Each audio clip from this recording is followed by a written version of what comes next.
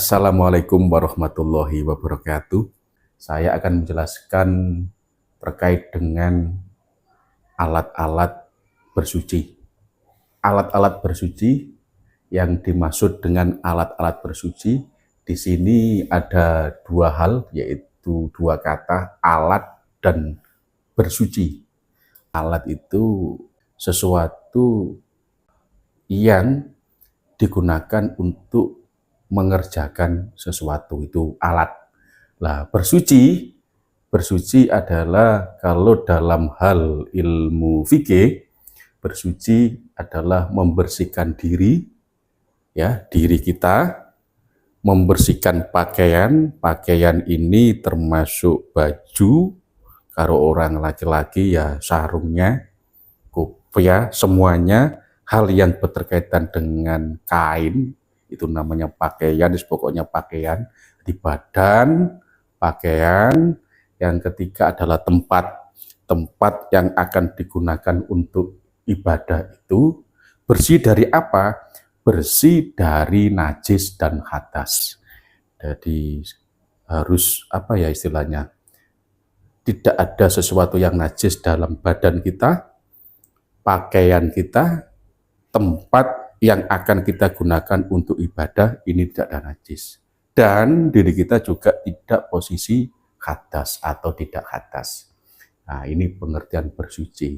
Nah, orang bisa melakukan ibadah, sholat, itu harus suci. Harus suci. Suci dari apa? Dua tadi, najis dan hadas. Itu harus nol, itu harus nol, tidak ada yang namanya najis dan hadas. Kalau sudah tidak ada, maka orang itu bisa melakukan ibadah sholat. Untuk orang itu bisa melakukan pembersihan atau bersuci diri, maka di sini kami akan menjelaskan tentang atau alat-alat untuk bersuci, alat-alat. Hal-hal yang menjadikan orang itu bisa suci. Nah, alat-alat untuk bersuci ini ada dua. Yang pertama adalah benda cair, yang kedua adalah benda padat. Ini dua ini termasuk alat-alat untuk bersuci. Ya, kalau kita kembali ke awal, alat-alat untuk bersuci dari najis dan hadas. Apa alatnya itu? Yang pertama adalah benda cair, yang kedua adalah benda padat. Terkait dengan benda cair, di sini ada perinciannya, kami perinci, yaitu tentang air. Kok air diperinci? Iya, karena ada air yang bisa digunakan untuk bersuci dan ada air yang tidak bisa digunakan untuk bersuci. Mulane di sini kami akan jelaskan mana benda cair yang bisa digunakan untuk bersuci dan mana benda cair yang tidak bisa digunakan untuk bersuci. Yang pertama adalah air mutlak. Air mutlak itu air yang suci dan mensucikan. Kalau dalam istilah itunya tohir, mutohir, suci dan mensucikan. Tohir, mutohir, air suci dan mensucikan. Wis suci tur kenek digawe suci. Ini namanya air mutlak. Nah, air apa saja yang tergolong air mutlak ini? Nah, ini sudah saya gambarkan biar mudah untuk mengingat. Yang pertama, air yang keluar dari batu. Kalau wilayah Jawa Timuran, ya, yang pernah berkunjung di wilayah Toban atau Lamongan itu ya, di Gua Maharani, itu kalau berkunjung di situ itu ada batu yang dari atas masuk gua, dari atas itu, nah kayak ini lancip-lancip ini batu semuanya, ini batu. Ini keluar airnya, tes, tes, tes gitu. Dan air yang keluar dari batu ini adalah suci. Nek sampean ngombe, ora apa-apa, seger, seger. Nah ini, gak apa-apa. Nah, bisa diminum, bisa. Karena suci dan mensuci. Buat wudhu gimana? Bisa. Pokoknya kamu bisa menggunakannya. Ya, bisa tahu cara menggunakan air yang suci ini. Ini yang pertama. Air yang keluar dari batu. Berikutnya adalah air laut. Air laut itu seandainya ada misalnya bangkai hewan yang paling besar itu apa? Gajah. Ada bangkai gajah, kejebur laut, belum. Bagaimana hukum air laut? Tetap suci. Tetap suci. Karena apa? Bangkai gajah, hewan yang paling besar, satu itu tidak mempengaruhi tentang kesucian atau status air laut itu, tidak mungkin. Saking banyaknya air laut. Dan air laut ini adalah air yang suci dan mensucikan. Jadi suci tur kenek digawe bersuci. Ini adalah air laut. Berikutnya adalah air sumur. Air sumur itu suci dan mensucikan. Jadi kalau dulu itu, kalau pulang sekolah, kalau waktu kecil dulu, uang sangu habis, pasti ke rumah warga itu ambil air. Belum ada sanyo ya, belum ada sanyo, masih tarik ini. Ambil air, satu timbo itu langsung diminum. Wah, suci dan mensucikan. Ini air sumur. Berikutnya adalah air sungai. Ya, air sungai. Ini juga termasuk air yang suci dan mensucikan. Berikutnya air es. Es apa ya? Es batu itu. Oh, itu seandainya tidak suci, repot itu. Kalau tidak suci, masa esnya dicuci dulu baru dipakai, repot. Alhamdulillah ada hukum air es suci itu, alhamdulillah.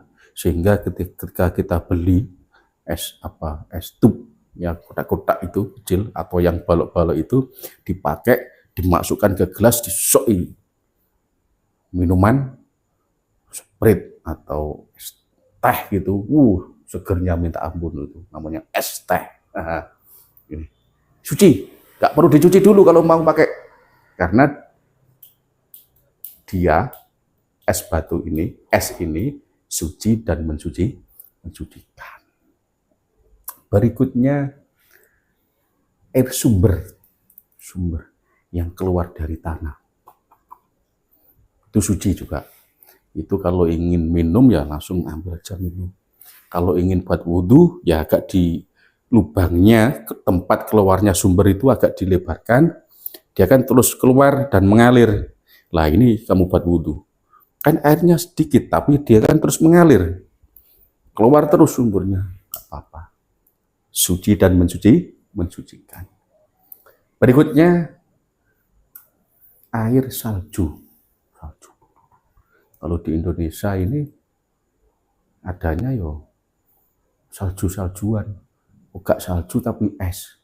Yo no salju di wilayah yang dataran tinggi itu, di Jawa Tengah itu. Kalau musim dingin, rumput-rumput itu semuanya berbentuk es semuanya. Tapi nek kalau ingin betul-betul kelihatan saljuna, ya cari di tempat, datanglah di tempat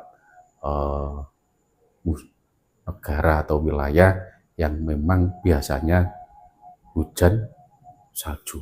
Ya kita istilahnya kalau orang Indonesia kan hujan salju. Ini suci, ini salju ini suci. Coro sampean seandainya nok kene hutan salju dicekel dengan teman-teman, arep budal nang masjid, teman-teman salju, gak masalah, suci, gak masalah. Ya, karena dia suci dan mensucikan. Berikutnya adalah air embun.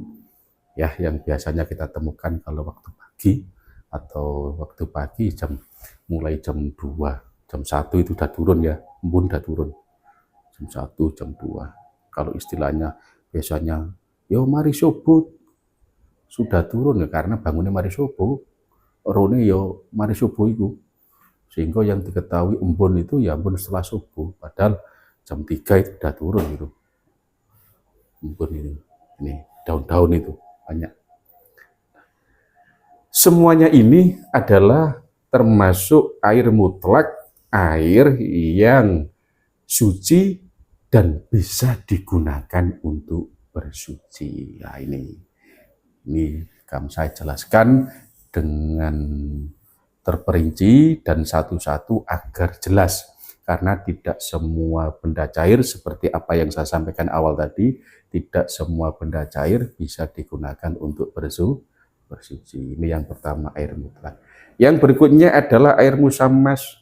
Air musammas itu apa? Air musammas itu adalah air yang makruh apabila digunakan.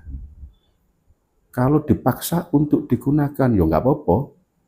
Nggak apa istilahnya, melocot, panasan, ya, panasan. Karena apa? Karena di sini ada gambar dua. Satu hukumnya makruh, dua hukumnya tidak makruh. Yang makruh itu kayak ini, seng itu. Seng diisi air, kena panasan. Ya. Oh, nggak mungkin orang bisa raup cuci muka pakai ini, nggak mungkin. Nggak mungkin ya. Apa kok nggak mungkin? Jelas meloncat. Apa bahasa Indonesia yang meloncat itu? Meloncat itu ya meloncat. Apa istilahnya? Panas. Oh, panas. Yang tidak makruh, benda yang tidak dari logam, tidak dari seng atau tidak dari besi, ya kayak di atom plastik ini. Seandainya dia itu panas, tapi panasnya nggak sampai kicat-kicat. Panas nggak sampai kicat-kicat itu apa ya, kicat-kicat itu nggak sampai panas banget lah, nggak sampai is panas gitu aja. Dan itu masih bisa digunakan. Jadi kayak di tempat air yang wadahnya dari plastik atau dari tanah, Coro Jawa ini jublangan. Nah, jublangan itu utawa apa ya? Ya kolam. Gak masalah. Panas, masih panas, insya Allah panasnya masih terkondisikan, nggak terlalu panas banget. Coro Jawa ini nggak terlalu kicat-kicat seperti itu. Sehingga yang makruh itu bahannya, bendanya itu dari logam lah. Seng kayak ini contohnya ya. Kalau ini nggak masalah. Hanya makruh ya. Jadi nek eman awae ya aja digunakno lah. Cari air yang lain yang aman untuk kulit. Ini air musammas. Jadi air musammas itu air yang makruh apabila digunakan untuk bersuci. Jadi kena sinar matahari secara langsung, yang wadahnya dari logam atau yang dan seterusnya sejenisnya seperti itu. Berikutnya yaitu tentang air suci tapi tidak bisa mensucikan atau tohir ghairu mutahhir. Suci tapi tidak bisa digunakan untuk bersuci. Kalau yang nomor satu ini suci dan bisa digunakan untuk bersuci. Gawe ngombe, minum ya kena, gawe wudhu ya juga bisa. Tapi kalau yang nomor 3 ini, air tohir ghairu mutahhir, air yang suci tapi tidak sah digunakan untuk bersuci. Ini yang pertama adalah air yang tercampur, air suci maksudnya, air suci yang tercampur dengan benda suci lainnya. Saya ulangi lagi, air yang suci yang tercampur dengan benda suci lainnya. Contoh, ini kopi ini. Kopi ini banyu itu air suci ya, air suci dimasak, digodok, sudah umup itu masak mulak-malik. Nah, dicampur dengan kopi. Kopi ini adalah benda suci. Gula juga benda suci, dicampur jadi satu. Lah, Sesuai dengan pengertian, apabila ada air yang suci tercampur atau dicampur dengan benda suci lainnya, maka air ini tidak bisa digunakan untuk bersuci. Nah, kopi ini air suci dicampur dengan benda suci lainnya, maka masuk ke pengertian nomor 3 ini. Tohir, air tohir, wairu mutohir. Tidak bisa digunakan untuk bersuci. Diminum, oh nikmat. Buat wudhu, jangan ya, jangan. Karena kena hukum tadi itu, bertemunya dua sesuatu yang suci itu nggak boleh.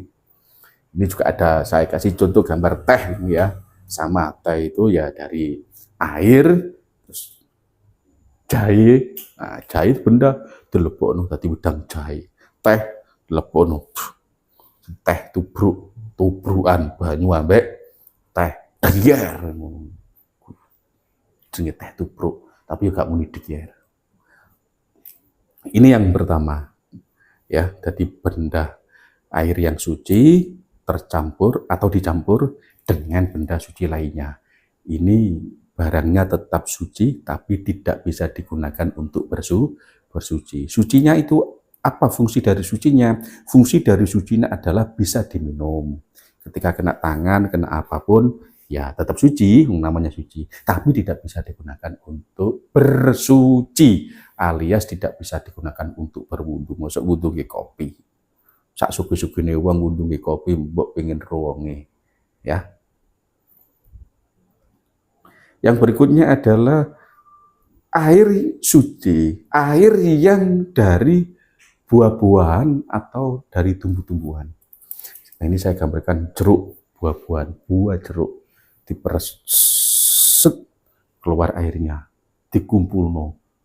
Nah, ini gimana airnya? Suci, tapi tidak bisa digunakan untuk bersuci. Masa orang wudu raup banyu jeruk kok gelani wonge.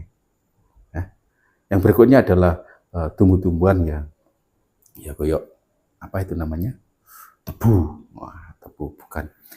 Kadang orang tebu ya masuk darani buah tebu ya kak, yes pokoknya tumbuh-tumbuhan lah tebu itu nggak bisa digiling, masuk digiling sak ton, dihitung di banyu tebu akeh sak piro, sak ton, mbok akeh sak ton banyu tebu sak harat-harat ora kena, tidak bisa digunakan untuk bersuci. Nggak diminum, wow seger, dicampuri es yang suci tadi. Ini suci tadi. Jadi yang ketiga adalah air tohir, wairu mutohir, yaitu air yang suci tapi tidak bisa digunakan untuk bersuci.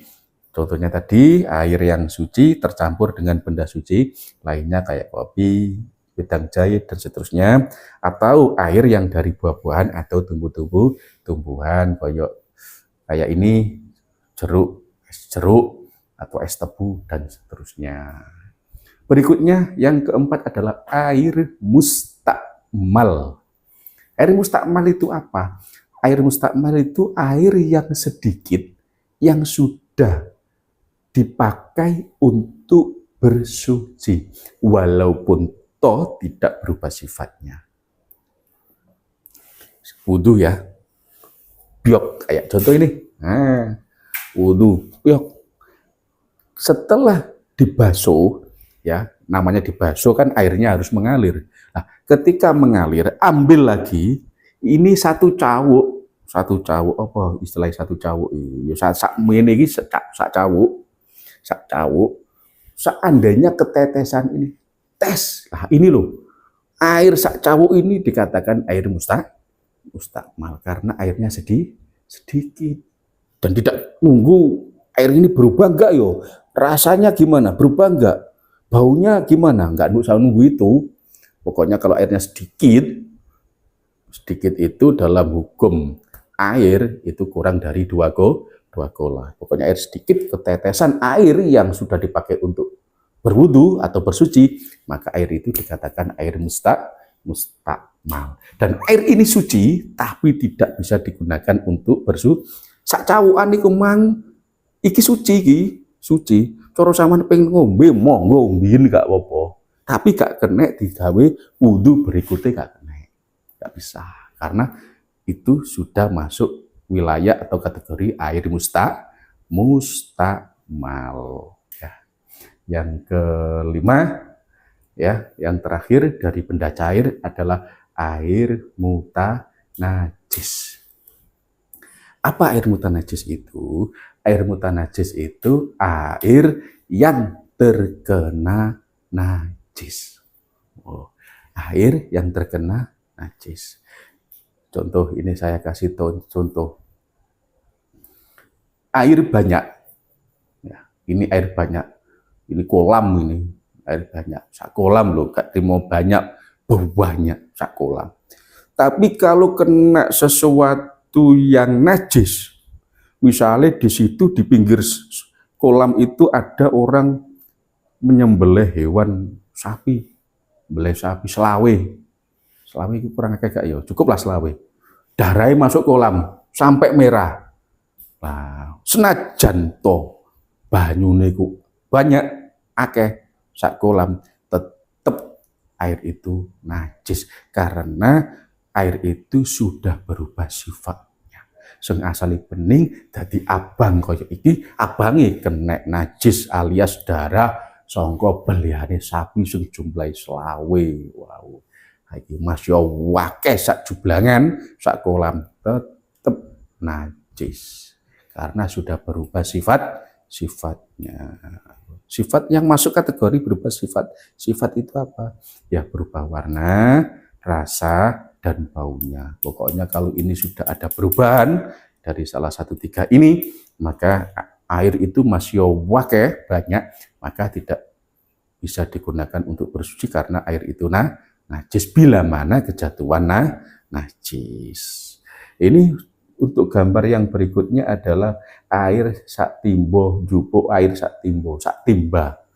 Timba Indonesia, Jawa ini timbo, kacek atau timbo, timba, timbo. Nah, timba. Bening kinclong, bening pol diangkat munggah. Tiba-tiba kejatuhan kotoran burung kecil dari atas miber naik, kok naik, nelek, iya apa nelek itu, just nelek, manuke nelek, tik nanggone timbo iki. Senajan toh, walaupun toh najis itu tidak sampai merubah sifat air ini dari tiga tadi, warna, rasa, baunya tidak merubah, tetap air ini dikatakan air najis. Kenapa? Karena airnya sedikit. Ukuran air sedikit adalah air yang di bawah 2 gola. Tetap najis.